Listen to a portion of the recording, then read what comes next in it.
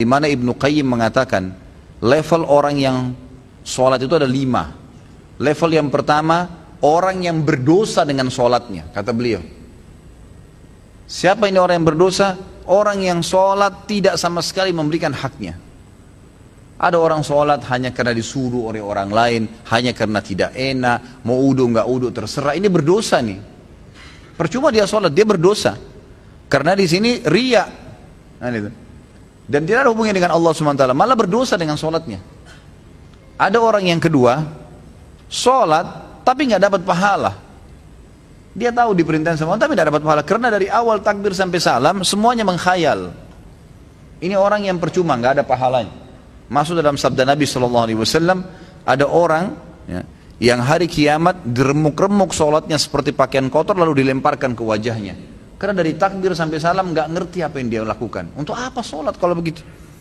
Allah nggak butuh sholat kita, ikhwani. Allah nggak butuh. Biar kita sholat khusyuknya luar biasa, sujudnya sampai berhari-hari nggak angkat kepala, tetap aja Allah nggak butuh dengan itu. Kata Nabi SAW dalam hadis qudsi, Allah SWT berfirman, wahai anak Adam, apapun yang kau kerjakan tidak akan bermanfaat bagiku dan aku akan kembalikan kepadamu. Itu amal kalian yang akan bermanfaat buat kalian sendiri, tidak ada manfaatnya buat saya. Kata Allah SWT, hadis qudsi. Ini luar biasa, harus kita faham nih ya, tidak boleh salah dalam masalah-masalah seperti ini. Maka kita harus tahu bahwasanya sholat itu kita yang butuh dan bukan Allah Azza wa Jalla. Baik, Abu Sa'id Al-Khudri, Ibnu Qayyim mengatakan tadi orang yang kedua adalah orang yang tidak dapat pahala sama sekali. Yang ketiga, orang yang dapat pahala. Dapat pahala, tapi pahalanya pas-pasan. Ini sesuai dengan sabda Nabi SAW. Ada orang yang sholat tidak akan mendapatkan kecuali setengah pahala sholatnya. Ada orang yang sholat tidak dapat kecuali 1/10 dari sholatnya. Jadi kecil, ada pahala tapi kecil. Lebih banyak menghayal daripada fokusnya. Yang keempat adalah orang yang sholat berusaha untuk fokus, gitu kan? Tetapi terkadang masih menghayal, masih terlintas. Maka ini lebih dominasi pahala yang dia dapatkan daripada hilangnya pahala. Karena kalau kita lagi baca Al-Quran atau kita lagi baca bacaan sholat, kemudian kita fokus, dapat konsentrasi, ikutin bacanya, dapat pahala terus per hurufnya, gitu kan? Pergerakan juga ada pahalanya. Tapi pada saat kita baca terus kita nggak sadar lagi menghayal, cuma lisan kita karena sudah terbiasa membaca, jadi ngucapin kena rutinitas, itu nggak ada pahalanya, gitu kan? Itu nggak ada pahalanya. Orang yang keempat ini adalah golongan orang yang dapat mayoritas pahala sholatnya, tapi masih ada yang hilang. Bedanya tadi dengan orang yang ketiga, mayoritas pahalanya hilang, cuma sedikit yang didapatkan, gitu kan? Terbalik. Yang kelima ini yang luar biasa. Orang yang sholat semuanya dari takbir sampai salam fokus. Bahkan kalau mereka sholat, mereka sudah lupa siapapun yang ada di sekitarnya. Mereka tidak perlu tahu tempat itu di mana mereka berada. Sampai pada tingkat itu.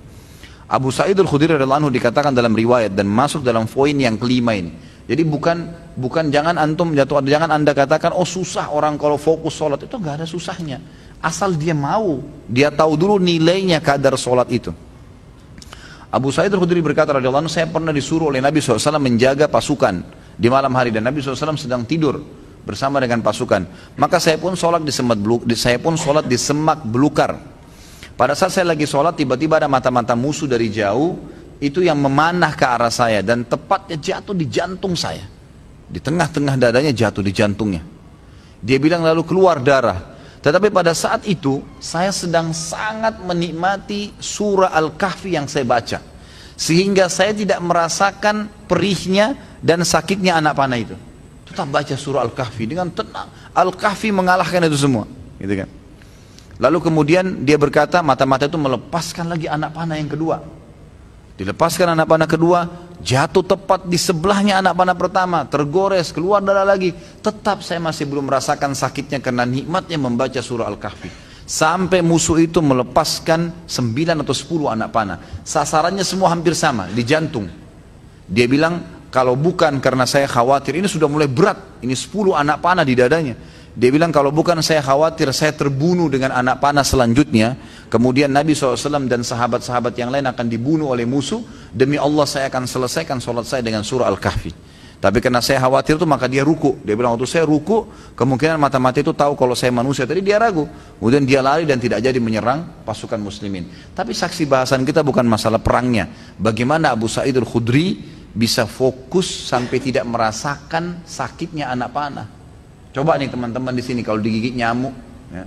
Digigit nyamuk gimana tuh? Jangan kan digigit, baru suaranya sudah buyar semua konsentrasinya, gitu kan? Seseorang di antara sahabat dan tabi'in dinukil dalam buku-buku tentang khusyuan salat, kumbang datang menggigit, menyengat dahi mereka, berdarah, mereka nggak bergerak, seperti batang pohon yang kokoh. Luar biasa ini. Karena mereka tahu sama siapa mereka berhadapan, gitu kan? Dan memang ini sudah menjadi tradisi mereka, ya. Bagaimana jikalau kita sholat tapi memikirkan level-level sholat seperti yang Pak Ustadz rincikan dengan pembahasan barusan, apa tetap dapat pahala? Level-level sholat apanya mesti dibayangkan? Enggak, fokus bacaan saja, enggak usah bayangkan yang lain. Alhamdulillahirrabbilalamin, fokus ucapan diucapkan, telinga kita mendengar, mata kita dibuka lihat tempat sujud. Udah, renungi maknanya. Kalau enggak ngerti maknanya, maka kita ikutin bacaannya. Alhamdulillahirrabbilalamin, kita dengar dengan kuping kita, gitu kan? Ar-Rahmanir-Rahim kita dengar. Masa kalau dengar musik bisa konsentrasi, dengar Quran tidak bisa, gitu ya? Jadi gitu, seperti itulah. Jadi nggak usah bayangin apa-apa. Nggak usah bayangin apa-apa. Tadi ada yang bayangin kambing sama ayam apa segala, nggak perlu gitu. Apakah level-level tipe sholat tersebut berkorelasi dengan level-level dosa yang telah kita lakukan? Dalam artian level 5 itu dosanya sedikit. Iya tentu saja. Karena itu memang ada hadis Nabi SAW. Ya. Jadi dosa itu bisa menghambat rezeki dan bisa menghilangkan atau mengurangi konsentrasi kepada Allah SWT. Malasnya kita ibadah justru karena adanya dosa. Salah satunya. Maka coba perbanyak istighfar. Saya punya pengalaman pribadi, pernah saya belajar waktu saya masih SMA kelas 3 di kota Madinah pada waktu itu tahun 1993. Kemudian saya di masjid kampus lagi menghafal materi balaghah. Memang agak sulit waktu itu materinya. Saya coba hafal nggak bisa, lupa terus. Saya juga kalau sholat, gitu kan, sering kadang-kadang tidak konsentrasi, lebih banyak menghayalnya. Subhanallah, ada teman dekat saya, Dr. Muhammad namanya, sekarang baru selesaikan S3-nya doktornya, adik kandungnya Dr. Sulaiman Rahili, sahabat dekat saya, gitu kan. Maka beliau datang ke saya dan mau mengajar. Waktu itu beliau tingkat 2 kuliah di kuliah hadis, ngajar saya.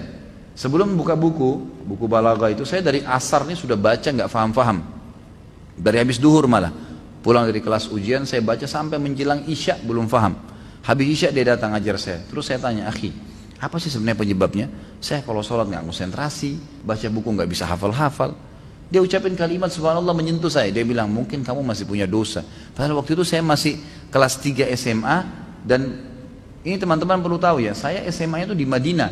Di Madinah itu nggak ada bioskop, nggak ada karaoke, perempuan semua bercadar, pakai jilbab. Hiburan kami itu dulu kampus, Masjid Nabawi, gitu kan. Kalaupun kita masuk ke mall, ke pasar-pasar nggak ada musik, beli kebutuhan. Kemudian pulang ke kampus, nggak ada celah yang kita mengatakan ada dosa kayak di Indonesia, orang yang masya Allah SMA-nya di sini luar biasa kemana-mana, tapi itu saja masih cukup membuat saya tidak bisa khusyuk gitu. Lalu dia bilang, coba akhi, ente istighfar kepada Allah SWT, kemudian coba sholat, ya kan? Mungkin tujuan dia waktu itu mengajak untuk sholat taubat ya. Ada hadis Nabi SAW riwayat Abu Daud dengan sanad hasan. Tidak ada seorang hamba yang berbuat dosa, kemudian dia berwudu, lalu dia sholat 2 rakaat, lalu dia beristighfar, kecuali Allah ampuni dosanya. Maka saya astagfirullah wa atubu ilaih, saya berdiri, saya sholat.